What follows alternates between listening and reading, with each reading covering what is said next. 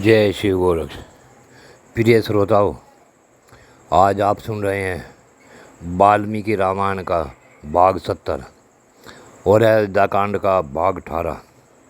पिछले भाग में आपने सुना कि रात्रि में श्री राम ने लक्ष्मण को अपनी माता कौशल्या और सुमित्रा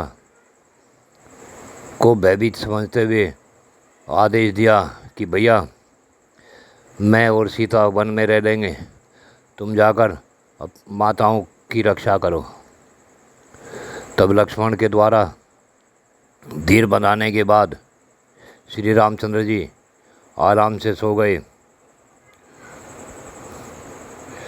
और इससे आगे की कथा अब शुरू होती है। उस महान वट वृक्ष के नीचे वह सुंदर रात बिताकर वे सब लोग निर्मल सूर्योदय काल में उस स्थान से आगे को प्रस्थित हुए जहाँ भागीरथी गंगा से यमुना मिलती है। उस स्थान पर जाने के लिए वे महान वन के भीतर से होकर यात्रा करने लगे। वे तीनों यशस्वी यात्री मार्ग में जहाँ जहाँ से पहले कभी देखने में नहीं आए थे, ऐसे अनेक प्रकार के भूभाग तथा मनोहर पदार्थ देखते हुए आगे बढ़ रहे थे। सुखपूर्वक आराम से उठते बैठते यात्रा करते हुए उन तीनों ने फूलों से सुशोभित भांति भांति के वृक्षों का दर्शन किया। इस प्रकार जब दिन प्राय समाप्त हो चला, तब श्री राम ने लक्ष्मण से कहा, हे सुमित्रानंदन, यह देखो, प्रयाग के पास भगवान अग्निदेव की ध्वजारूप उत्तम धूम उठ रहा है। मालूम होता है कि यहीं किसी ऋषि का आश्रम है। निश्चय ही हम लोग गंगा बिना के संगम के पास आ पहुँचे हैं, क्योंकि दो नदियों के जलों के परस्पर टकराने से जो शब्द प्रकट होता है वह सुनाई दे रहा है। वन में उत्पन्न हुए फल फूल और काष्ठ आदि के जीविका चलाने वाले लोगों ने जो लकड़ियाँ काटी हैं वे दिखाई देती हैं। इस प्रकार बातचीत करते हुए दोनों धनुर्धर श्री राम और लक्ष्मण सूर्यास्त होते होते गंगा यमुना के संगम के समीप मुनिवर भारद्वाज के आश्रम पर जा पहुँचे। श्री रामचंद्र जी ने आश्रम की सीमा में पहुंचकर अपने धनुर्धर वेश के द्वारा वहां के पशु पक्षियों को डराते हुए दो ही घड़ी में तय करने योग्य मार्ग से चलकर भारद्वाज मुनि के समीप जा पहुँचे। आश्रम में पहुंचकर महर्षि के दर्शन की इच्छा वाले सीता सहित ये दोनों वीर कुछ दूर पर खड़े हो गए।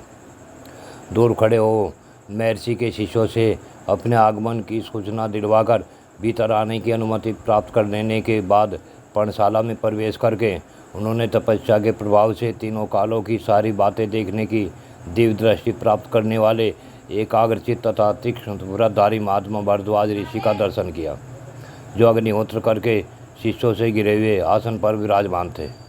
महर्षि को देखते ही लक्ष्मण और सीता सहित महाभाग श्री राम ने हाथ जोड़कर उनके चरणों में प्रणाम किया।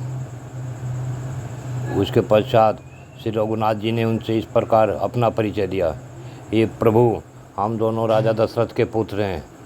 मेरा नाम राम और इनका नाम लक्ष्मण है, तथा ये विदयराज जनक की पुत्री तथा मेरी कल्याणमयी पत्नी सती साध्वी सीता है, जो निर्जन तपोवन में भी मेरा साथ देने के लिए आई है। पिता की आज्ञा ने मुझे वन की ओर आते देख ये मेरे प्रिय अनुज भाई सुमित्रा कुमार लक्ष्मण भी वन में ही रहने का व्रत लेकर मेरे पीछे चले आए हैं। श्री राम का यह वचन सुनकर धर्मात्मा भरद्वाज मुनि ने उनके लिए आतिथ्य सत्कार के रूप में अर्ध जल समर्पित किए।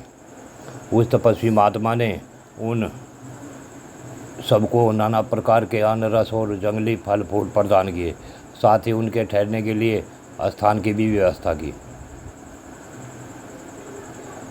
अपने आश्रम पर अतिथि रूप में पधारे हुए श्री राम का स्वागत पूर्वक सत्कार किया। उनके उस सत्कार को ग्रहण करके श्री रामचंद्र जी अब आसन पर विराजमान हुए। तब भरद्वाज जी ने उनसे यह धर्मयुक्त वचन कहा, हे श्री राम, मैं इस आश्रम पर दीर्घ काल से तुम्हारे शुभागम की प्रतीक्षा कर रहा हूँ, तो आज मेरा मनोरथ सफल हुआ है। मैंने यह भी सुना है कि तुम्हें बिना किसी कारण के वनवास दे दिया गया है, अतः यहाँ की प्रकृति छठा भी मनोरम है, अतः तुम यहीं सुखपूर्वक निवास करो। भरद्वाज मुनि के ऐसा कहने पर श्री राम ने सुवचन द्वारा उन्हें यह उत्तर दिया, हे भगवान, मेरे और नगर और जनपद के लोग यहाँ से बहुत निकट पड़ते हैं, अतः मैं समझता हूँ कि यहाँ मुझसे मिलना सुगम समझकर ये लोग इस आश्रम पर मुझे और सीता को देखने के लिए प्राय आते जाते रहेंगे। इस कारण यहाँ निवास करना मुझे ठीक नहीं जान पड़ता। भगवान, किसी एकांत प्रदेश में आश्रम के योग उत्तम स्थान देखिए और सोचकर बतलाइए, जहाँ हम सुख भोगने के योग विदय राजकुमारी जानकी प्रसन्नतापूर्वक रह सके। श्री रामचंद्र जी का ऐसा वचन सुन महामुनि भरद्वाज जी ने उनके उद्देश्य की सिद्धि का बोध कराने वाली बात कही और कहा, हे तात, यहाँ से आगे एक सुंदर और महर्षियों द्वारा सेवित परम पवित्र पर्वत है, जिस पर तुम्हें निवास करना होगा। उस पर बहुत से लंगूर विचरते रहते हैं, वहाँ वानर और रीछ भी निवास करते हैं। वह पर्वत चित्रकूट नाम से विख्यात है और गंध मादन के समान मनोहर है। ऐसा कहकर भरद्वाज जी ने पत्नी और भ्राता सहित प्रियातिथि श्री राम का हर्ष बढ़ाते हुए इस प्रकार की मनोवांछित वस्तु द्वारा उन सब का आतिथ्य सत्कार किया। प्रयाग में श्री रामचंद्र जी महर्षि के पास बैठकर विचित्र बातें करते रहे। इतने में ही पुण्यमयी रात्रि का आगमन हुआ। वे सुख भोगने योग होने पर भी परिश्रम से बहुत थक गए थे, इसलिए भरद्वाज मुनि ने उन मनोहर आश्रम में श्री राम ने लक्ष्मण और सीता के साथ सुखपूर्वक वह रात्रि व्यतीत की। रात बीत जाने के बाद जब प्रातःकाल हुआ, तब पुरुष सिंह श्री राम प्रज्वलित तेज वाले भरद्वाज मुनि के पास गए और बोले, हे भगवान, आप स्वभावतः सत्य बोलने वाले हैं। आज हम लोगों ने आपके आश्रम में बड़े आराम से रात बिताई है। अब आप हमें आगे के गणतव्य स्थान पर जाने के लिए आज्ञा प्रदान करें। रात बीतने और सवेरा होने पर श्री राम के इस प्रकार पूछने पर भरद्वाज जी ने कहा, महाबली श्री राम, तुम मधुर फल फूल से संपन्न चित्रकूट पर्वत पर जाओ। मैं उसी का तुम्हारे लिए उपयुक्त निवास स्थान मानता हूँ। वह पर्वत रमणीय तथा बहुसंख्यक फल मूलों से संपन्न है। वहाँ झुंड के झुंड हाथी और हिरण वन के भीतर विचरते रहते हैं। हर्ष में भरे हुए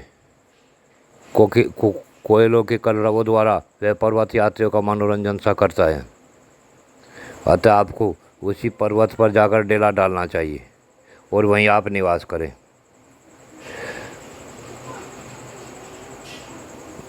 दोनों राजकुमार महर्षि को प्रणाम करके चित्रकूट पर्वत की ओर जाने को उद्यत हुए। उन तीनों को प्रस्थान करते देख महर्षि ने उनके लिए उसी प्रकार स्वस्ति वाचन किया, जैसे पिता अपने और रसपुत्रों को यात्रा करते देख उनके लिए मंगल सूचा का आशीर्वाद देता है। उसके बाद महामुनि भरद्वाज ने सत पराक्रमी श्री राम से इस प्रकार कहना आरंभ किया, हे नरश्रेष्ठ, तुम दोनों भाई गंगा और यमुना के संगम पर पहुंचकर, जिनमें पश्चिममुखी होकर गंगा मिली है, उन महानदी यमुना के निकट जाना। रघुनंदन तदंतर गंगा जी के जल से के वेग से अपने परवा के प्रतिकूल दिशा में मुड़ी हुई यमुना के साथ पहुंचकर लोगों के आने जाने के कारण उनके पद चिन्हों से चिन्हित हुए अवतरण प्रदेश यानी पार उतरने के लिए बनाया गया उपयोगी घाट को देख अच्छी तरह देखभाल कर वहां जाना और एक बेड़ा बनाकर उसी के द्वारा सूर्य कन्या से यमुना के उस पार उतर जाना। तत्पश्चात आगे जाने पर एक बहुत बड़ा बरगद का वृक्ष मिलेगा, जिसके पत्ते हमेशा हरे रंग के हैं। वह चारों ओर से बहुसंख्यक दूसरे वृक्षों द्वारा घिरा हुआ है। उस वृक्ष का नाम श्यामवट है। उसकी छाया के नीचे बहुत से सिद्ध पुरुष निवास करते हैं। वहाँ पहुंचकर सीता दोनों हाथ जोड़कर उस वृक्ष से आशीर्वाद की याचना करे। यात्री की इच्छा हो तो उस वृक्ष के पास जाकर कुछ काल तक वहाँ निवास करे अथवा वहाँ से आगे बढ़ जाए। श्यामवट से एक कोस दूर आगे जाने पर नीलवन का दर्शन होगा। वहाँ चीड़ से बेर के भी पेड़ मिलेंगे। यमुना के तट पर उत्पन्न हुए बांसों के कारण वह और भी रमणीय दिखाई देता है। यह वही स्थान है जहाँ से चित्रकूट को रास्ता जाता है। मैं उस मार्ग से कई बार गया हूँ। इस प्रकार मार्ग बताकर जब महर्षि भरद्वाज लौटने लगे, तब श्री राम ने तथास्तु कहकर उनके चरणों में प्रणाम किया और कहा, अब आप आश्रम को लौट जाइए। इस प्रकार श्री राम ने महर्षि के लौट जाने पर लक्ष्मण से कहा, सुमित्रा नंदन, तुम्हारा कल्याण हो। ये मुनि हमारे ऊपर जो इतनी कृपा रखते हैं, इससे जान पड़ता है कि हम लोगों ने पहले कभी मान पुण्य किया है। इसी प्रकार बातचीत करते हुए वे दोनों मनस्वी पुरुष सीता को आगे करके यमुना नदी के तट पर गए। वहाँ कालिंदी का स्रोत बड़ा तीव्र गति से प्रभावित हो रहा था। वहाँ पहुंचकर वे इस चिंता में पड़े कि कैसे नदी को पार किया जाए, क्योंकि वे तुरंत ही यमुना जी के जल को पार करना चाहते थे। फिर उन दोनों भाइयों ने जंगल से सूखे काट बटोर कर उन्हीं के द्वारा एक बहुत बड़ा बेड़ा तैयार किया। वह बेड़ा सूखे बांसों से व्याप्त था। उसके ऊपर खास नाम की घास बिछाई गई थी। उसके बाद पराक्रमी लक्ष्मण ने बैंत और जामुन की टहनियों को काटकर सीता के बैठने के लिए एक सुंदर आसन तैयार किया। तब दशरथ नंदन श्री राम ने लक्ष्मण के समान अचिंत ऐश्वर्यवाणी अपनी प्रिय सीता को, जो कुछ लज्जित सी हो रही थी, उस बेड़े पर चढ़ा दिया और उनके बगल में वस्त्र और आभूषण रख दिए। फिर श्री राम ने बड़ी सावधानी के साथ कुदाली और पिटारी को भी बेड़े के ऊपर ही रख दिया। इस प्रकार पहले सीता को चढ़ाकर वे दोनों भाई दशरथ कुमार श्री राम और लक्ष्मण उस बेड़े को पकड़कर खेने लगे। उन्होंने बड़े प्रयत्न और प्रसन्नता के साथ नदी को पार करना आरंभ किया। यमुना की बीच धारा में आने पर सीता ने उन्हें प्रणाम किया और कहा, हे देवी, इस बेड़े द्वारा मैं आपके पार जा रही हूँ। आप ऐसी कृपा करें जिससे हम लोग सकुशल पार हो जाएं और मेरे पतिदेव अपने वनवास विषयक प्रतिज्ञा को निर्विघ्न पूर्ण करें। हे देवी, इक्ष्वाकु वंशी वीरों द्वारा पवित्र अयोध्यापुरी में श्रीनाथ जी सकुशल लौट जाने पर मैं आपके किनारे पर 1000 गौं का दान करूंगी। इस प्रकार सुंदरी सीता हाथ जोड़कर यमुना जी से प्रार्थना कर रही थी। इतने में वे दक्षिण तट पर जा पहुँचे। पार उतरकर उन्होंने बेड़े को तो वहीं तट पर छोड़ दिया और यमुना तटवर्ती वन से प्रस्थान करके वे हरे हरे पत्तों से सुशोभित शीतल छाया वाले श्याम वट के पास जा पहुँचे। वट के समीप पहुंचकर विद्यानंदिनी सीता ने उसे मस्तक झुकाया और इस प्रकार कहा, हे महावृक्ष, आपको नमस्कार है। आप ऐसी कृपा करें जिससे मेरे पतिदेव अपने वनवास विषयक व्रत को पूर्ण कर सके तथा हम लोग वन से सकुशल लौटकर माता कौशल्या और अजस्विनी सुमित्रा देवी का दर्शन कर सके। इस प्रकार कहकर मनस्विनी सीता ने हाथ जोड़े और उस वृक्ष की परिक्रमा की। सदा अपनी आज्ञा के अधीन रहने वाली प्राण प्यारी सती साध्वी सीता को श्यामवट से आशीर्वाद की याचना करती देख श्री राम ने लक्ष्मण से कहा, भरत के छोटे भाई नरश्रेष्ठ लक्ष्मण, तुम सीता को साथ लेकर आगे आगे चलो और मैं धनुष धारण किए पीछे से तुम लोगों की रक्षा करता हुआ चलूँगा। विदेह कुल नंदिनी जनक कुमारी सीता जो फल या फूल मांगे अथवा जिस वस्तु को पाकर उसका मन प्रसन्न हो वह इसे देते रहो।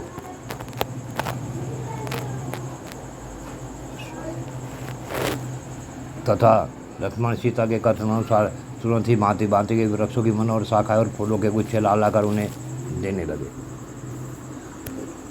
उदार दृष्टि वाले वे सीता, लक्ष्मण और श्री राम मोरों के झुंडों की मीठी बोली से गूंजते और हाथियों और वानरों से भरे उस सुंदर वन में घूम फिरकर शीघ्र ही यमुना नदी के समतल तट पर आ गए और रात में उन्होंने वहीं निवास किया।